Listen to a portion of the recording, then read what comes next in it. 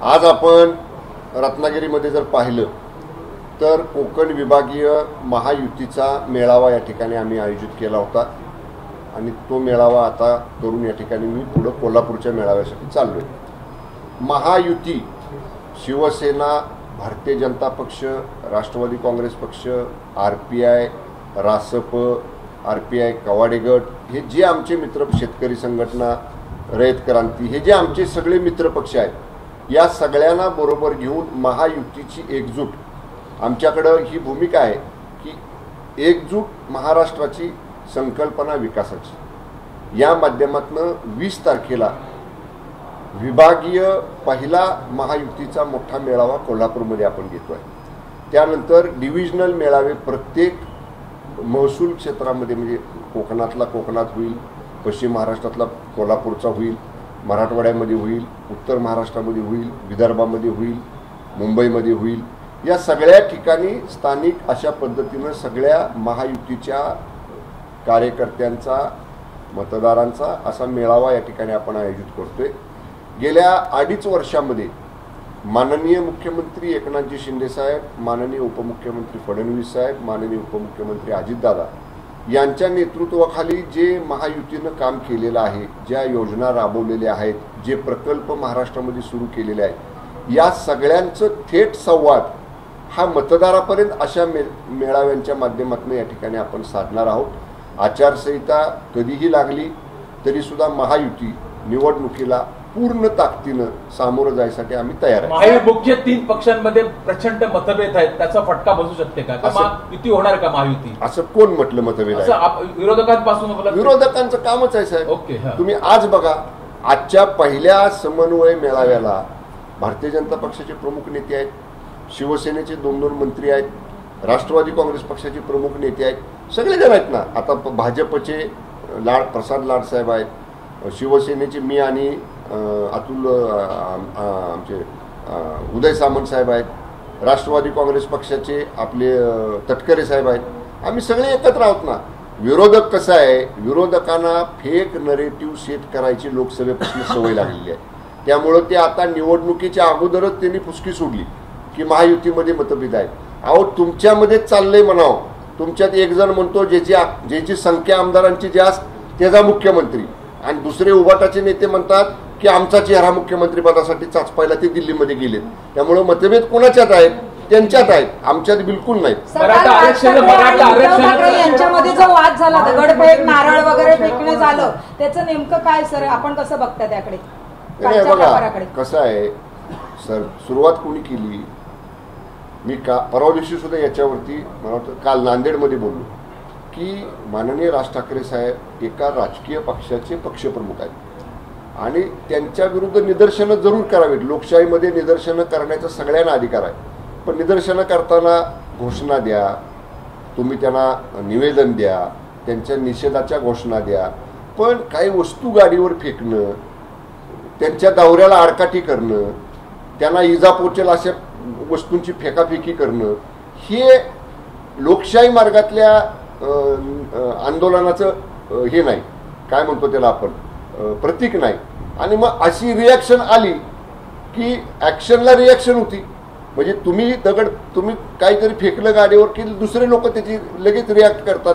त्यामुळं सर्व राजकीय पक्षांना माझी सरकारच्या वतीनं विनंती राहील, आंदोलनं करण्याची सनदशीर मार्ग आहेत, त्या मार्गाने, लोकशाही मार्गाने तुम्ही आंदोलन करा, पण कोणाला इजा पोचेल, कोणाला दुखापत होईल, कोणाला आडकाठी निर्माण होईल असं आंदोलन कुणी करू नये। एकनाथ शिंदे महायुतीचा चेहरा असेल का? एकनाथ शिंदे महायुतीचा मुख्यमंत्रीचा चेहरा असणार का? महायुती म्हणून मी आत्ताच आपल्याला सांगितलं, आम्ही हे 3 आमचे प्रमुख नेते आहेत महाराष्ट्रामध्ये, माननीय शिंदे साहेब, माननीय फडणवीस साहेब आणि माननीय अजितदादा, हे 3 नेते एकत्र बसून या बाबतीतला निर्णय घेतील। चेहरा समोर आणणार नाही मुख्यमंत्र्यांचा? हे 3 नेते एकत्र बसून निर्णय घेतील। साहेब, तुम्ही जिल्ह्याच्या उत्पादन शुल्काचा आढावा घेतला, शिंदेच्या बालेकिल्ल्यात हल्ला होतो, याचा अर्थ कुठली शिंदेची फूस आहे असं उघडा म्हणते काय? हे बघा, त्यांना काय म्हणायचं त्यांनी पुरावा द्यावा ना। मी काय म्हणतो, मी ठाणे जिल्ह्याचा पालकमंत्री आहे, त्यांना जर काय संशय आमच्या शिवसैनिकांवर असेल, शिंदे साहेब लांब राहू देत म्हणून, शिंदे साहेबांना असं करण्याची काही आवश्यकता नाही। शिंदे साहेब अशा पद्धतीचं कधी पाठीमागून वार करत नाहीत आणि वार करण्याची त्यांची भूमिकाच नाही। ते नेहमी संयम शांतपणानं काम करतात.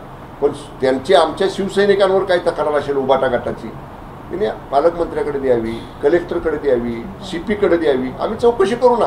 पण काय पुरावा नसताना उगाच आपलं कुठं नको तिथं मान्य शिंदे साहेबांचं नाव जोडायचं, शिवसेनेचं नाव जोडायचं, ही त्यांना सवय लागलेली आहे. त्यामुळे त्याच्यात काही तथ्य नाही. मराठा आरक्षणाचा मुद्दा महायुतीला फटका बसू शकतो का? मराठा आरक्षणाच्या बाबतीत महायुतीचं सरकार आल्यापासून जेवढे सकारात्मक निर्णय झालेले आहेत तेवढे यापूर्वी कधीच झाले नव्हते. महायुतीनं फडणवीस साहेबांनी मराठा आरक्षण मागच्या सरकारमध्ये दिलं, ते फडणवीस साहेबांचं सरकार असेपर्यंत आपण टिकवलं. फडणवीस साहेबांचं सरकार गेलं, महाविकास आघाडीचं सरकार आलं आणि सुप्रीम कोर्टात आरक्षण टिकलं नाही. पुन्हा आपण या ठिकाणी शिंदे साहेबांच्या नेतृत्वाखाली जी मान्य मनोजदादांची पहिली मागणी होती की मराठा समाजाला आरक्षण द्या, आपण 10% स्वतंत्र आरक्षण मराठा समाजाला दिलं आणि ते कोर्टामध्ये टिकलेलं आहे. अजून सुद्धा कोर्टात त्याच्या बाबतीत त्याच्या विरुद्ध पिटिशन झाली, परंतु कोर्टामध्ये सरकारची बाजू आम्ही योग्य पद्धतीने मांडली. अजून त्याच्यामध्ये कोर्टाचा हस्तक्षेप झालेला नाही, ही एक बाजू. तदनंतर माननीय मनोज पाटील जरांगे साहेबांनी सांगितलं की मराठा समाजासाठी जे हैदराबाद गॅजेट आहे, विशेषतः मराठवाड्यातली 10 जिल्हे जे पूर्वी निजाम स्टेटमध्ये होते आणि निजाम स्टेटमध्ये त्यांना कुणबी जातीचे दाखले मिळायचे, तर ते सुद्धा कागदपत्र तपासायला, कागदपत्र शोधायला 11 अधिकाऱ्यांची टीम आम्ही तेलंगणा गव्हर्नमेंटकडे पाठवली. ती कागदपत्रे आम्ही आयडेंटिफाय केली. त्या सरकारला आम्ही विनंती केलेली की अधिकृत त्याच्या प्रती सर्टिफाईड कॉपीज स्कॅन करून आमच्याकडे द्या. त्याची सुद्धा प्रक्रिया सुरू आहे. त्यामुळं आम्ही कुठेही जो वचन, जो शब्द माननीय शिंदे साहेबांनी मराठा समाजाला दिला, जो आम्ही आरक्षण देऊन पाळला, आम्ही त्याच्या बाबतीत कुठंही इंचभरी त्याच्यापासून पाठीमागा सरकलेलो नाही. त्यामुळं ज्यांनी मराठा आरक्षण ज्यांच्या सरकारच्या काळात टिकलं नाही त्यांना ह्याचा धोका होणार का काय त्यांनी विचार करावा. व शिंदे साहेबांच्या नेतृत्वाखाली जो शब्द आम्ही मराठा समाजात दिला होता त्या शब्दापासून आम्ही तसूबरी पाठीमागे सरकलेलो नाही. 113 आमदारांना जरांगेंनी सांगितलंय पाडणार, त्याच्यात आपण आहात का? त्यांना विचारा. मराठे जे आमदार आहेत त्याच्यात 113 आमदारांना पाडणार आहे, त्यांना विचारा ना. आता त्यांच्याकडनं तुम्ही आधी घ्या. फार चित्रपट काढतात, आम्हाला पण चित्रपट काढायचं. संजय राऊत म्हणतात नमक खराब तू संजय राऊतांना म्हणावं चित्रपट काढणं कुणाचंही काम नाही. आणि संजय राऊतांचं जे वक्तव्य आजपर्यंत आलीत ना, मी आपल्याला सांगतो, एक स्टेटमेंट त्यांचं खरं झालेलं दाखवा तुम्ही. एक स्टेटमेंट त्यांनी सांगितलं आमचं सरकार आलं शिंदे साहेबांच्या नेतृत्वाखालचं 1 महिन्यात जाणार, पुन्हा महिने 3 महिन्यात जाणार, पुन्हा महिने हे अधिवेशन झालं की जाणार. काय झालं? निवडणुका आल्या, 2.5 वर्ष झाली. संजय राऊतांचा सकाळचा 10चा भोंगा वाजतो ना, तो एकदाच वाजतून बंद होतो. त्यातनं जे काय आवाज बाहेर येतात ते खरे कधीच होत नाही. मुख्यमंत्री माझी लाडकी बहीणचा खरोखरच महायुतीला फायदा होईल, त्या फायद्यासाठी योजना आणलेली आहे की नेमकं काय? भविष्यात ही योजना बंद पण होणार आहे असं म्हटलं जाते, निधी नाहीये म्हणून. मला माध्यमांना हात जोडून विनंती करायची आहे, तुम्ही सरकारची बाजू समजून घ्या. ह्या योजनेच्या बाबतीत माननीय मुख्यमंत्री एकनाथजी शिंदे साहेबांनी सभागृहामध्ये सांगितलं की महाराष्ट्रातल्या माता भगिनींच्या करता ही योजना महायुतीच्या सरकारनं आणलेली आहे. अगदी 8 दिवसापूर्वी, आता आम्ही 17 तारखेला पहिला हप्ता 2 महिन्याचा 3,000 रुपये लाडकी बहीण योजनेच्या लाभार्थ्यांच्या खात्यावर वर्ग करतोय. माननीय अजितदादांनी 2 दिवसापूर्वी सांगितलं की दौऱ्याला महाराष्ट्रात बाहेर पडण्यापूर्वी त्या पहिल्या 2 हप्त्यांसाठी जे 6,000 कोटी रुपये लागणार आहेत ते वर्ग करण्याच्या फाईलवर सही करून ते निधी उपलब्ध करून मी आलेलो आहे. राहिलेली जी रक्कम आहे मार्च 2025 पर्यंत, वर्षाअखेर होईपर्यंत, त्या सगळ्या रकमेची तरतूद अर्थसंकल्पामध्ये आम्ही केलेली आहे. जे टीका करतात ना की निवडणुका झाल्यावर बंद होणार आहे, त्यांना म्हणावं बजेटचा अभ्यास करा, अर्थसंकल्पाचं व्हाईट बुक बघा. त्या व्हाईट बुकमध्ये या योजनेसाठी मार्च 2025 पर्यंत जेवढे पैसे लागणार आहेत ते सगळ्या पैशाची तरतूद अर्थसंकल्पामध्ये आम्ही केलेली आहे. त्यामुळं ज्यांना हे बघवत नाही, जे आमच्या लाडक्या बहिणींचे सावत्र भाऊ आहेत ते सावत्र भाऊ अशी टीका करायचा प्रयत्न करतायत. माझ्या लाडक्या बहिणी या सावत्र भावांच्या टीकेकडे बिलकुल लक्ष देणार नाहीत.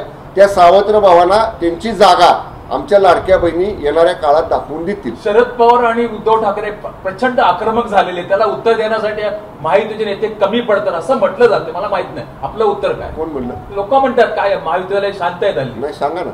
आता आम्ही रोज बोलतोय. यस काय आपलं आम्ही बोलतोय ना रोज. बोला. मला सांगा. नाही तुम्ही काढून बघा. आपल्या वाहिनीला सुद्धा माझी विनंती आहे, जेव्हा जेव्हा तुम्ही आम्हाला विचारता, आम्ही असं आक्रमक संजय राऊतांसारखं शिवीगाळा करून बोलत नाही. आम्ही जे बोलतो ते प्रॅक्टिकल बोलतो. जे आम्ही काम केलंय ते सांगतो. आम्हाला शिंदे साहेबांची काय शिकवण आहे मी शिवसेनेचा मंत्री म्हणून सांगतो. आम्हाला पहिल्या दिवशी शिंदे साहेबांनी सांगितले, कुणी किती शिवीगाळ केली, कुणी किती खालच्या थराला जाऊन आपल्यावर टीका केली, आपण चांगल्या कामातनं त्याला उत्तर द्या. 2.5 वर्षाचं महायुतीचं शिंदे साहेबांच्या नेतृत्वाखालच्या सरकारचं काम महाराष्ट्रानं बघितलेलं आहे.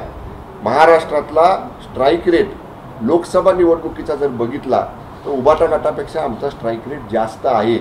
त्यामुळं अनेक वेळा अनेक राजकीय विश्लेषकांनी सांगितलेलं आहे की मूळ शिवसैनिक हा धनुष्यबाणाबरोबर शिंदे साहेबांच्या नेतृत्वाखाली लोकसभेला दिसला. एवढ्यावरूनच आपण ओळखा ना. फक्त आक्रमकपणानं बोललं, शिवीगाळ केली, खालच्या स्तराला जाऊन टीका केली म्हणजे आक्रमकपणानं बोलणं असं नाही. आम्ही आमच्या पद्धतीनं आमच्या कार्यशैलीप्रमाणे आम्ही त्यांच्या प्रत्येक टीकेला उत्तर दिलेलं आहे. मोठ्या प्रमाणावर महाराष्ट्र राज्यात पॉलिटिकल संपू दे मग माझ्या विभागावर पॉलिटिकल संपवा. नेत्यांना टार्गेट करतात काय? कारण अशोक चव्हाणांची गाडी अडवली गेली, त्यांना दाब विचारला गेला आणि शरद पवारांची गाडी देखील अडवली गेली. मला माहिती नाही. एका बाजूला तर माननीय मनोज पाटील जरांगे साहेब जे मराठा आंदोलन करतायत प्रमुख, ते सातत्यानं वारंवार सांगतायत की आमचं आंदोलन कुठंच चालू नाही. तुम्ही बघा त्यांची स्टेटमेंट. ती नेहमी म्हणतात आमचं आंदोलन कुठं चालू नाही, आमची शांतता राहिली आहे. त्यामुळं सकल मराठा बांधवांना माझी विनंती आहे की ज्यांच्या नेतृत्वाखाली आपण शांतता रॅली काढताय तेच अपील करतायत राज्यातल्या मराठा बांधवांना की कायदा कुणी हातात घेऊ नका, शांततेच्या मार्गाने जावा. नेत्यांच्या गाड्या अडवून, मंत्र्यांच्या गाड्या अडवून किंवा आणखीन कोणाच्या गाड्या अडवून हा प्रश्न सुटणार नाही. या प्रश्नाच्या बाबतीत माननीय मनोज पाटील जरांगे साहेबांच्या बरोबर मंत्रिमंडळ मराठा आरक्षण उपसमिती जी आहे त्याचा मी एक सदस्य आहे. मी सतत त्यांच्या संपर्कामध्ये आहे. सरकार जे जे प्रयत्न करते ते वेळोवेळी मी त्यांना अवगत करत असतो. त्यामुळं माझी आजही आपल्या माध्यमातून सरकारच्या वतीनं त्यांना विनंती राहील की सरकारनं त्यांना जो शब्द दिलेला आहे त्या शब्दापासून सरकार तसूभरही पाठीमागं हललेलं नाही. काँग्रेसबद्दल नाना पटोले म्हणतात येणाऱ्या निवडणुकीमध्ये महाआघाडी 155+ असेल. कसे पाहता? घोडे मैदान लांब नाही. येणाऱ्या ऑक्टोबरमध्ये निवडणुका होतील, नोव्हेंबरमध्ये निकाल लागेल.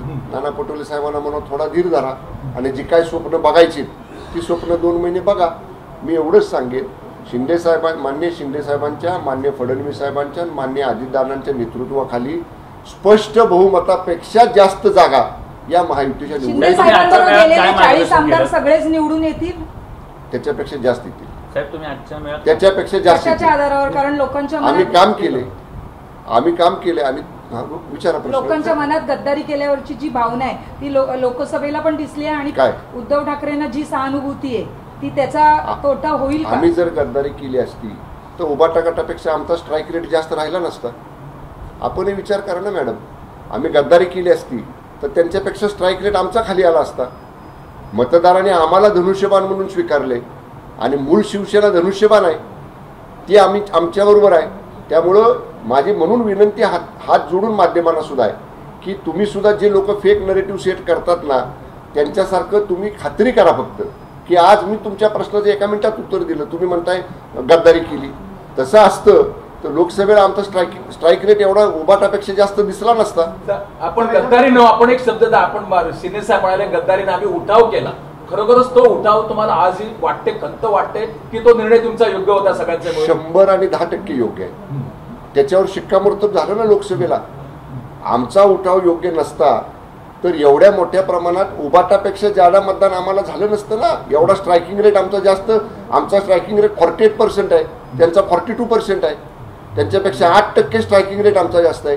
ही साधं गणित आहे ना. केंद्रातली सत्ता तुमच्या बरोबर आहे, नरेंद्र मोदी आहे, त्यामुळे आर्थिक प्रमाणावर मोठ्या प्रमाणावर तुम्ही विकास करू शकता. त्याचा तुम्ही हे सांगा. आता आमच्या बाजूने आला तर हे कारण आणि आमच्या विरोधात गेला तर ते कारण, असं कसं दोन्ही बाजूने बोलता मॅडम?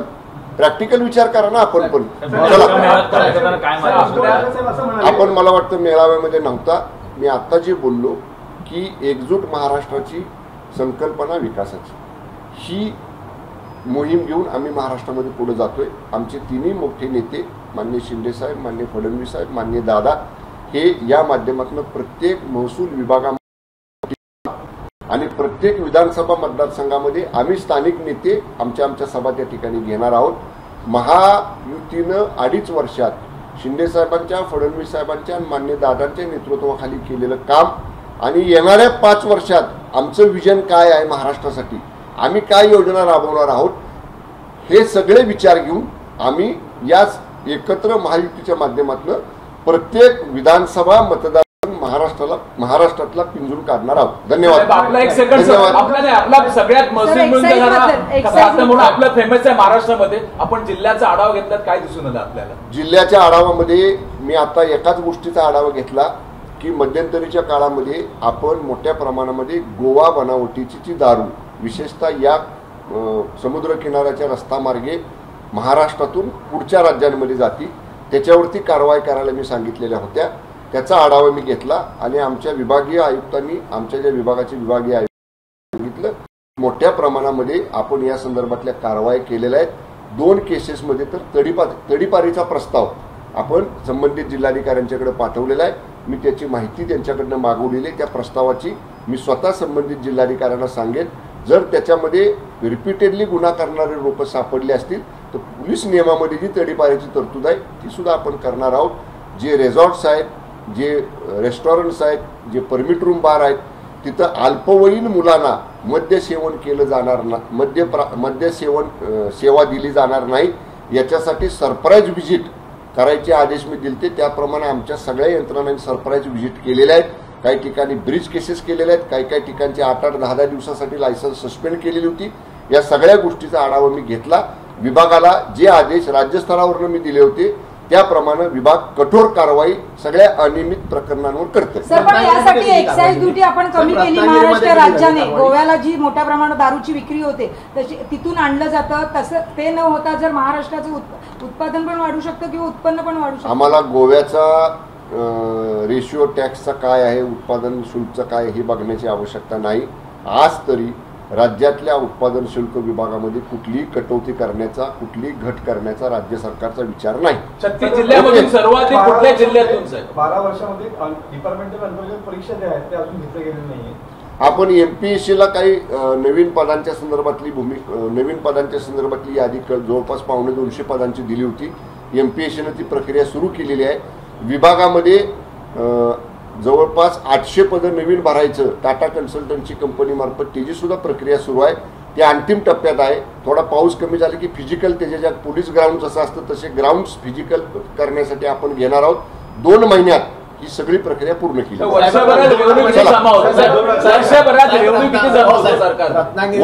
गेल्या वर्षी आम्ही ABP माझा, उघडा डोळे बघा नीट.